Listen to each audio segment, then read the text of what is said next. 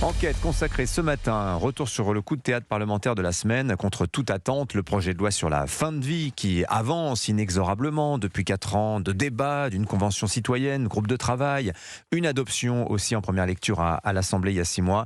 Eh bien, le texte a été rejeté par les sénateurs avant-hier. Bonjour Marie-Hélène Trémollet. Bonjour Dimitri, bonjour à tous. Du service politique d'Europe 1, Marie-Hélène, ce vote est une petite victoire pour les opposants à l'aide à mourir. Où en est-on ce matin? On identifie toujours clairement 2 camps. Oui, 2 camps totalement inconciliables aujourd'hui. Celui qui milite pour légaliser l'euthanasie au nom de la liberté, qui considère que chaque individu a le droit de disposer de son corps, peut choisir de mettre fin à ses souffrances et surtout doit être accompagné dans ce sens par la société sans possibilité d'entrave. Pour les opposants, eux, donner la mort, ce ne sera jamais un soin et pour eux, la responsabilité de la société, c'est avant tout de développer les soins palliatifs. Aujourd'hui, il y a quand même des zones en France qui en sont complètement privées pour accompagner au mieux, sans inégalité sociale ou économique, chaque individu jusqu'au bout. Une position qui est aussi défendue par une grande partie des soignants. Les soignants qui rappellent pour la plupart qu'avec une vraie prise en charge dans des vrais centres, la majorité des malades en fin de vie ne veut plus mourir, que ce sont le soin, la présence, les bons traitements qui garantissent une fin de vie apaisée. Des soignants qui refusent de devoir un jour donner la mort à un patient qui la réclame. Au Parlement aussi, ces 2 camps s'affrontent. L'Assemblée nationale qui a majoritairement voté un texte pour créer un droit à l'euthanasie en y ajoutant même un délit d'entrave.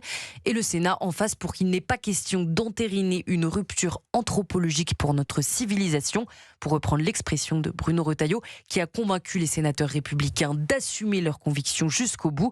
Résultat, le vote contre l'a emporté et l'euthanasie et le suicide assisté ont été retirés du texte. Pourtant, Marie-Hélène, la commission des affaires sociales du Sénat qui avait retravaillé le texte avait pondu une copie beaucoup plus stricte, beaucoup plus restrictive en matière de conditions d'accès à l'euthanasie. Oui, donc naturellement, les sénateurs de gauche qui sont beaucoup plus progressistes ont voté contre. Là, il n'y a pas vraiment de surprise. Mais la droite aussi, Oui, en fait, les sénateurs de droite se résignaient à voter pour quand Bruno Retailleau est entré en scène mardi. Il leur a rappelé que les verrous mis en place par le texte pourraient un jour sauter, que ça a été le cas d'ailleurs ces 15 dernières années avec plusieurs lois bioéthiques. 24 heures plus tard, les sénateurs de droite font volte-face et votent contre l'article créant un droit à l'euthanasie. Conséquence, le texte actuel, qui sera soumis au vote la semaine prochaine, exclut tout geste létal. Les parlementaires repartent donc à zéro maintenant. Que va-t-il se passer ? Eh bien maintenant, les sénateurs vont voter. Ce sera mercredi prochain, mais pas sur le texte sur l'euthanasie, sur un simple texte d'accompagnement à la fin de vie, avant de renvoyer la balle à l'Assemblée nationale, qui va à son tour tout remodifier et sans doute réintégrer le droit à l'euthanasie. C'est le jeu de la navette parlementaire, qui prévoit même une autre étape au Sénat, mais c'est de toute manière les députés qui auront le dernier mot. Pour l'instant, en tout cas, c'est l'impasse, c'est exactement l'enlisement parlementaire dont parlait Emmanuel Macron dans ses vœux l'an dernier. Alors qu'est-ce qui explique ces positions ? D'abord, il y a un calendrier bancal qui a été plusieurs fois chamboulé par une dissolution, des législatives anticipées, la succession de gouvernements éphémères, et puis par des périodes beaucoup trop courtes pour examiner le texte, avec des élus qui n'ont pas eu le temps de légiférer sur un sujet aussi fondamental, ce sont eux qui le disent.